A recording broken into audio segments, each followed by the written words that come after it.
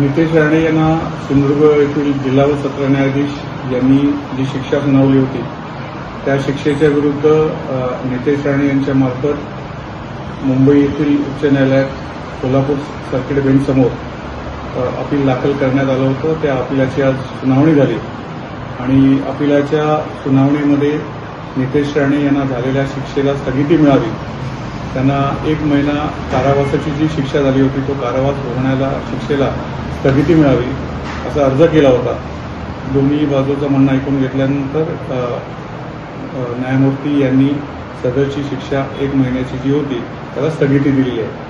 त्यामुळे पहिला जो भाग होता की शिक्षेला स्थगिती घेणं हा न्यायालयाने मंजूर केलेला आहे आणि त्याप्रमाणे शिक्षेला स्थगिती मिळाली आहे। दुसरा आपण जो प्रश्न मला असा विचारला होता की या शिक्षेचे आमदार म्हणून किंवा मंत्री म्हणून त्यांच्यावर काय परिणाम होऊ शकतात। मी अतिशय स्पष्टपणे सांगतो की रिप्रेझेंटेशन ऑफ पीपल ॲक्टचं कलम 8 जे आहे त्या 8 मध्ये डिस्क्वालिफिकेशन्स दिलेली आहेत आणि या डिस्क्वालिफिकेशन्समध्ये तर एखाद्या व्यक्तीला 2 वर्ष किंवा त्यापेक्षा जास्त पिरियडकरता कारावासाची जर शिक्षा झाली तर आणि तरच तो डिस्क्वालिफाय होऊ शकतो।